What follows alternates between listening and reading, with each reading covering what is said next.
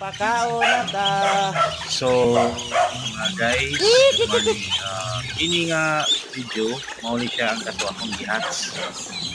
So, niyagi. Next year na siguro pag orang yun ako nag-i-upload. Una na siya, 1 month old na ni sila. Muna ako na silang ipambuyan. Kaya para pakan noon. So, tagang kong manok diha.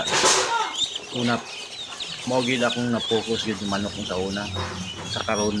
So, nakita na ko ang progress yun na kung sa pinaka-the best na mga kalaga o manok ba o itik. So, nakita na ko karon itik yun. Kaya nag-follow ko sa mga YouTuber sa YouTube. Mga ko na akong ginakuhan. So, nakita na ko karon na mas maayo yun ang itik kay taga-adlaw mo sa itlog. So, pagpato diri. So, kini lang guys, gamay ra sad next update.